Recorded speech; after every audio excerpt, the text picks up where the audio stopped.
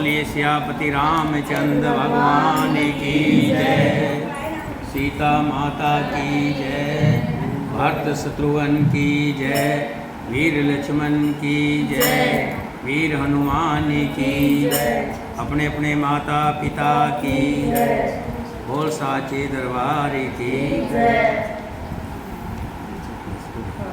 भगवान श्री राम जी कहते हैं, हे गुरुदेव, माताएं, नगर निवासी, मंत्री, सभासद और आपको भी आए हुए अब कई दिन हो गए हैं। आप इधर हैं और उधर अयोध्यापुरी सूनी पड़ी हुई है। राज्य को देखने वाला भी कोई नहीं है। अगर मेरी बात को ठिठोरी ना समझें तो आप कृपा करके सभी को लेकर के अयोध्या लौट जाइए, क्योंकि यहाँ रहने और खाने की व्यवस्था भी नहीं है। यहाँ कंद मूल फल और पानी के सिवा कुछ नहीं मिलता। गुरु वशिष्ठ जी कहते हैं कि हे राम, आपके दर्शनों से इन दुखी हृदयों का मन कुछ शांत हुआ है।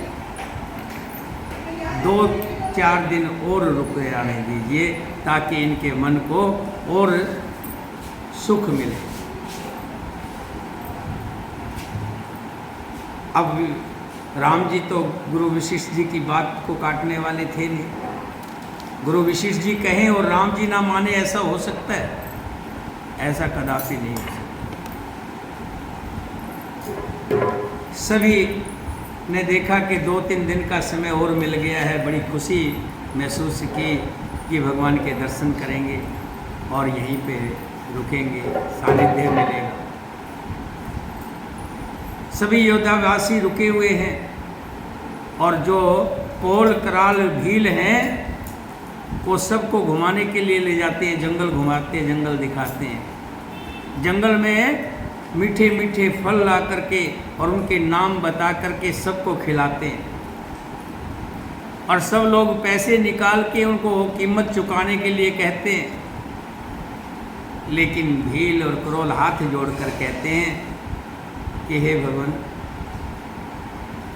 हमारा इतना भाग्य कहाँ कि हम आपके दर्शन पाएं। ये तो हमारा भाग्य है कि आपके दर्शन हो गए। अब आप पैसे दे करके हमें शर्मिंदा मत करें। और प्रेम के फल समझ करके सब बड़े प्यार से खाते हैं, बड़े स्वाद से खाते हैं, सब बड़े खुश हैं।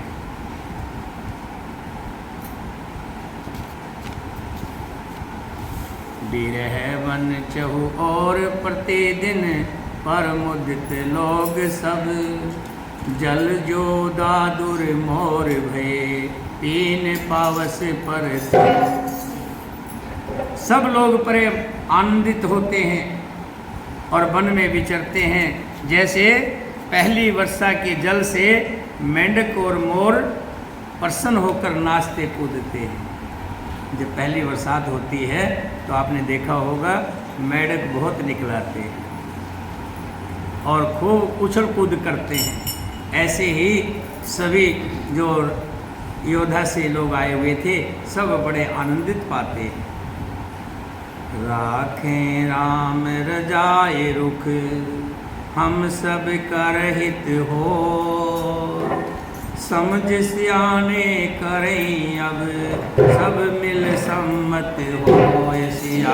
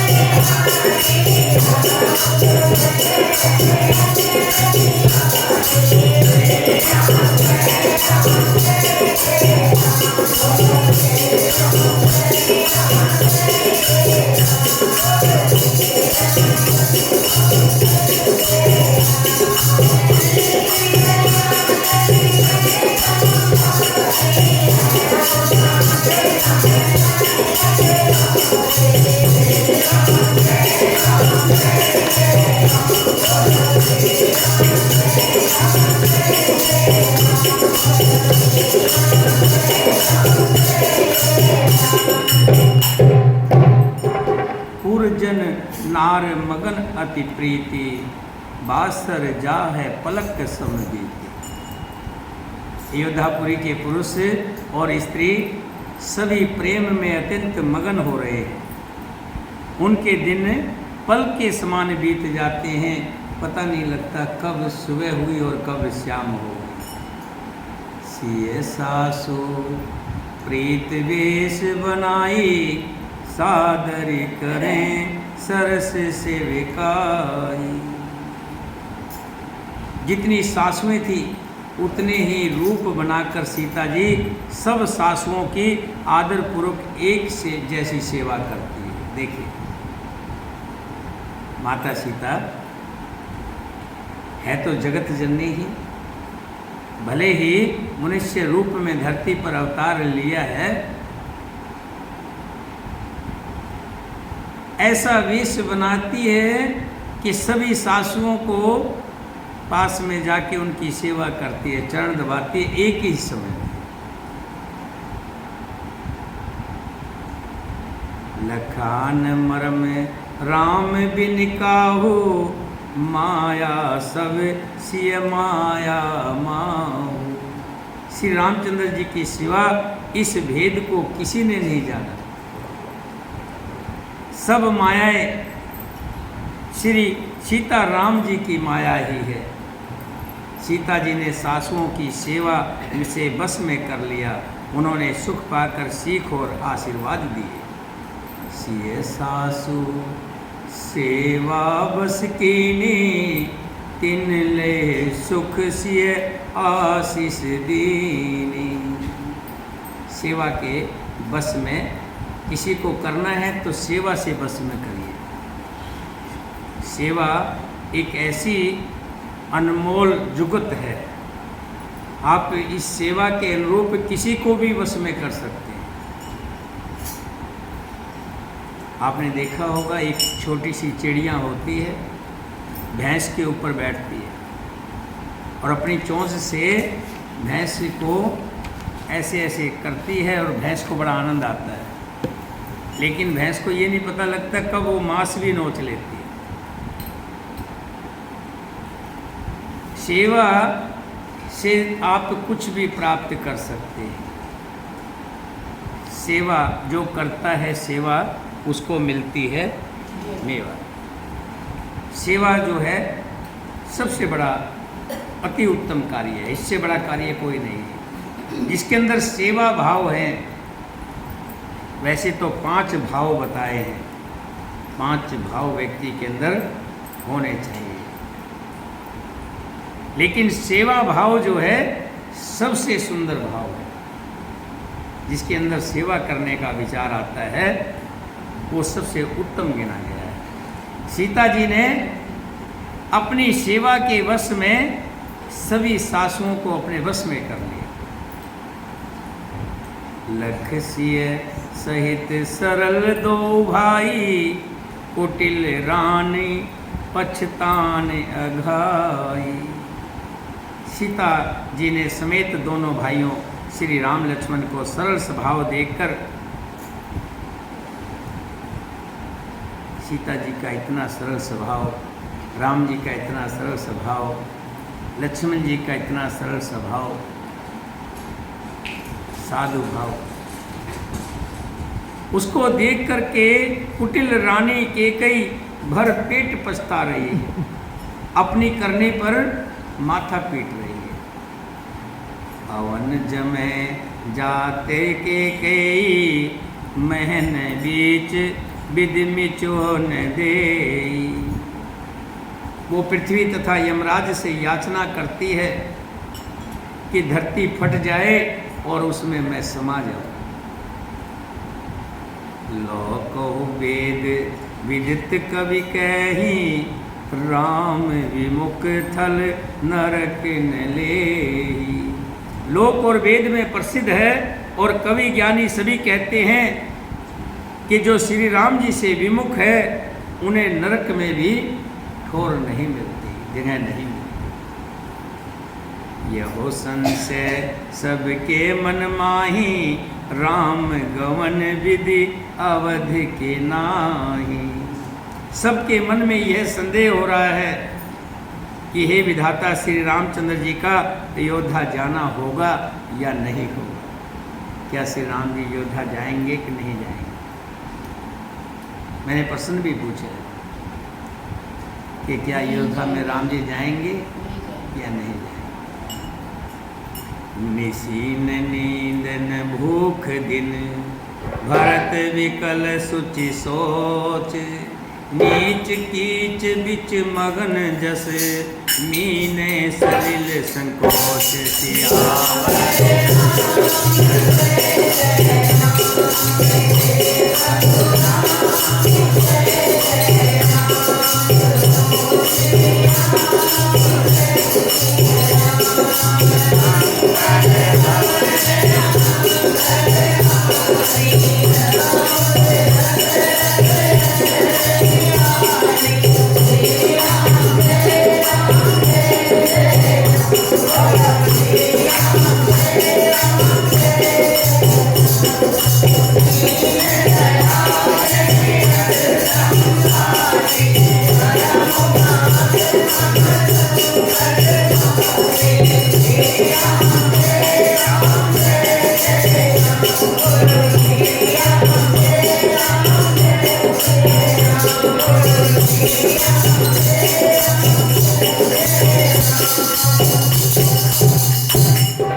भरत जी को आ जाएगा ना, अभी तो जितना है उसमें से डाल दो डब्बे में है। इसमें आप एक काम करना ना, 1 किलो घी मंगा लेना, जो उसके पैसे नहीं रखे होंगे चीनी वाले। भरत जी को ना तो रात को नींद आती है।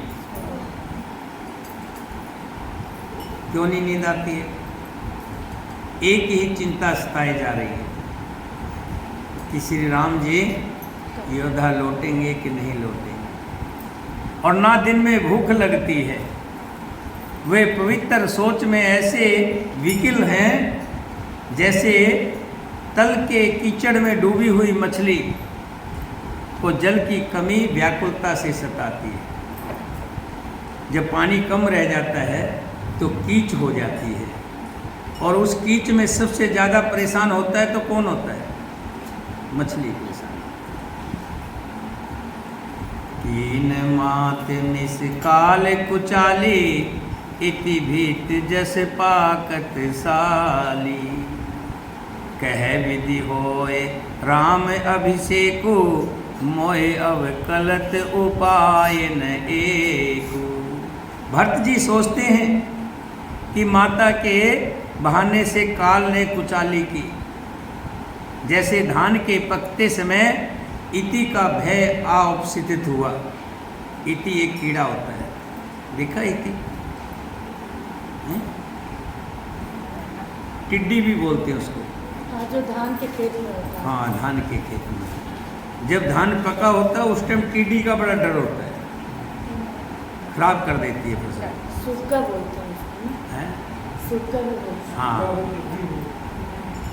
कि भगवान ने अच्छा समय था, राम को राज्य तिलक होना था और माता ने कुचाल कर दी। जैसे पकी हुई खेती, धान की खेती में उस इति का डर होता है। इति आ जाती है तो सारी धान की पकी पकाई खेती खराब हो जाती है।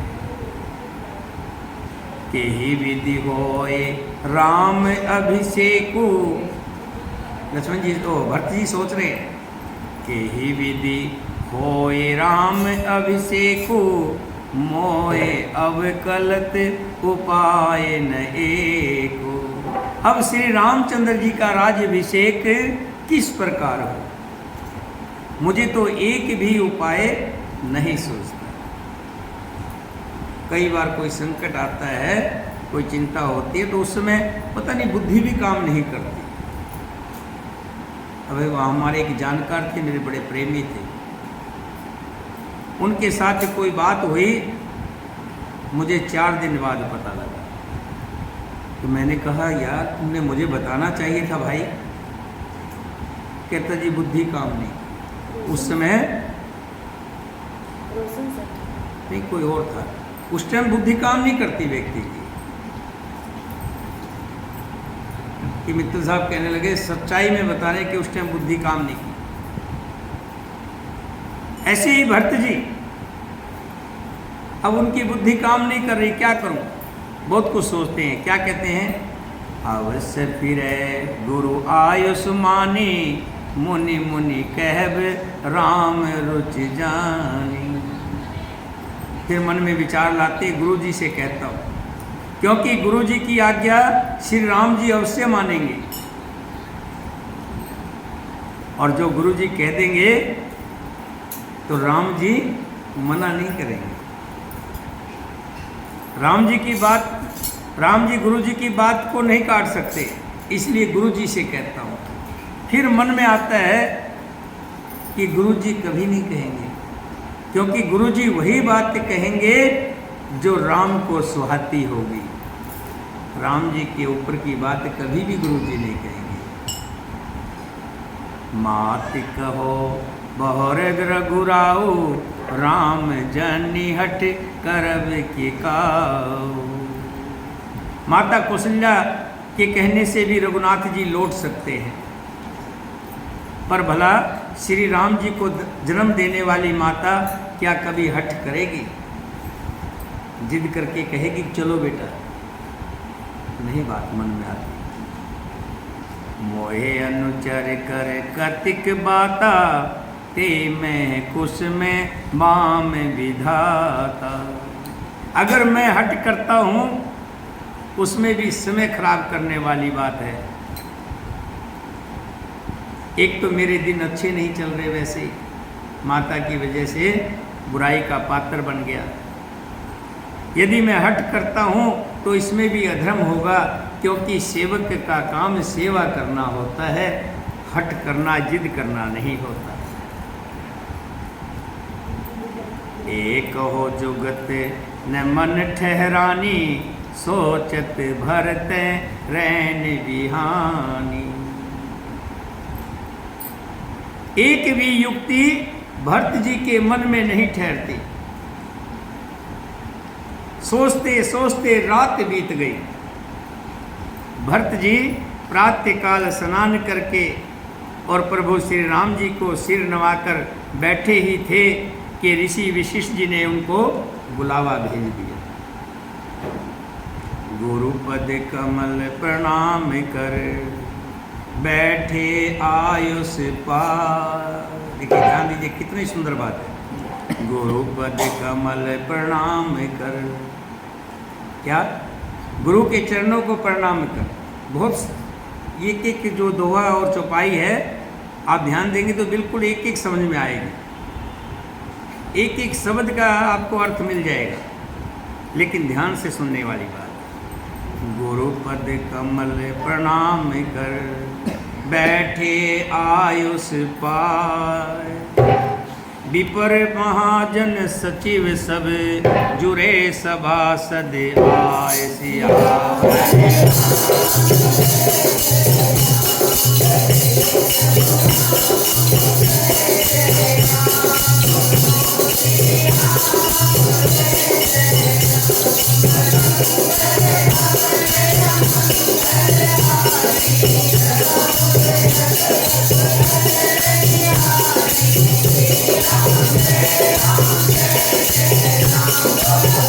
Ram